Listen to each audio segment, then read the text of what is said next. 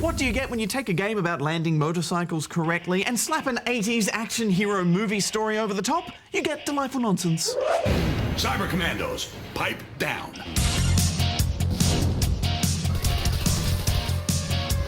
Here goes nothing. Now what?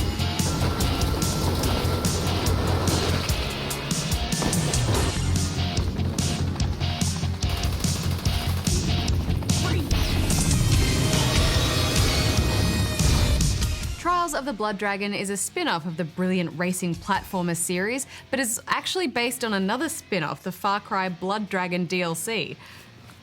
If you haven't played Trials before, it's basically about guiding a motorbike through obstacles and then trying to do it faster than all of your friends.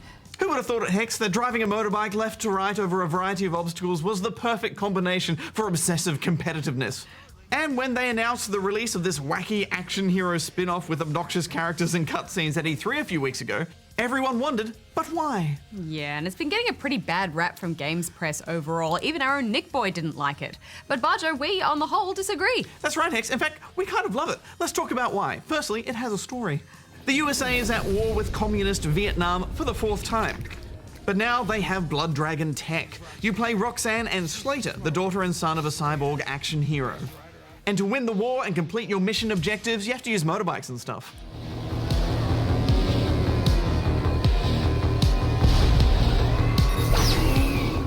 As you progress through the levels, bookended with some very tongue-in-cheek cutscenes, you begin to learn more about your father, your missing mother, and set about to stop the commies.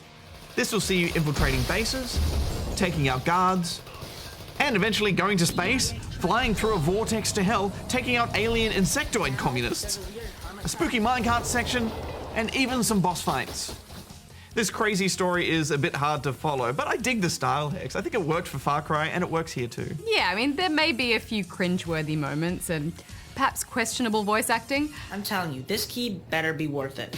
The thingy you've built out of the intel we got from the Queen Bug, that gizmo to disable the kill star, it's not a gizmo. But then again, this is obviously a game that's going for a very particular style of 80s satire, action, hacking, cyber, super radical style of humor, and I just couldn't help but find myself laughing. Yeah, I think if you want to have fun with this game, you just have to get on board with it and soak in the cringe. Whatever, sis, stay cool. Yeah, the whole story and design is a hyper-stylized view of what was popular in the 80s, complete with weird ads and animated sections. Yeah, it's a bit like watching an Adult Swim cartoon, isn't it? Yeah, totally. Yeah, and just as nonsensical.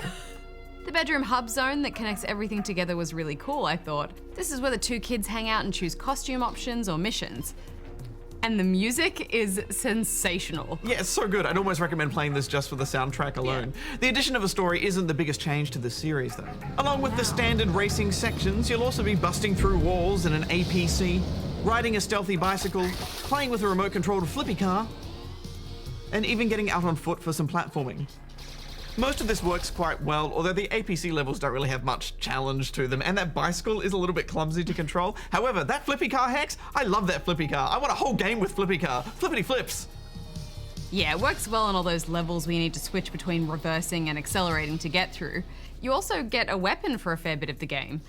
You use it to take out enemies or weird tumor things which play into the platforming. You know, honestly, I've never been the biggest Trials nut. I don't chase those crazy scores and I don't have that rabid passion for it that some others do. So for me, it was actually really cool to have some extra challenges alongside the racing. Yeah, nothing really overstays its welcome either. I especially like the grapple sections. I think they're my favorite parts of the game, actually.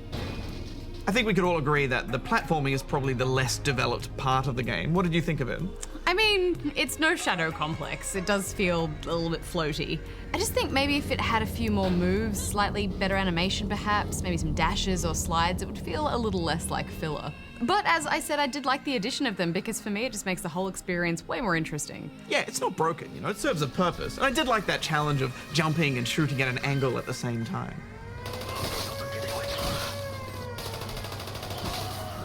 I think what I like most about this Trials Barjo is that it's all just a big surprise. The Blood Dragon theme has given them license to get a bit creative and do some explosive moments.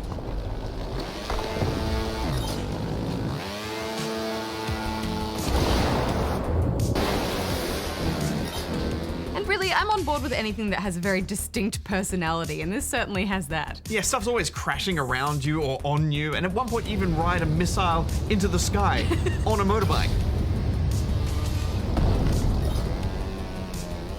I liked this trippy section too, where the world changes shape. Just the wackiness of it all and not knowing what was coming next is really what pulled me through this game. This is a fairly inexpensive spin-off, and it's only about 3 hours worth of main content, but I can see why Trials fans would be left a bit wanting. There's no multiplayer, and that's a huge deal. There are leaderboards, but they weren't working at the time when we reviewed this. There's also no user level creator, and I think that there are probably user levels out there for the last game created that are much better than anything that's in this one. But even so, Hex, I had a good time with this. I feel like we need to defend it. Yeah, I really enjoyed it. But the fact is, this isn't a Trials about beating your friends' scores or replaying for the perfect medal, which is kind of the whole point of this series for a lot of people, and I get that. But for all its silliness, I think even though I know the other Trials games are better, I had more fun with this. I'm giving it 3.5 out of 5. I'm giving it 3.5 as well.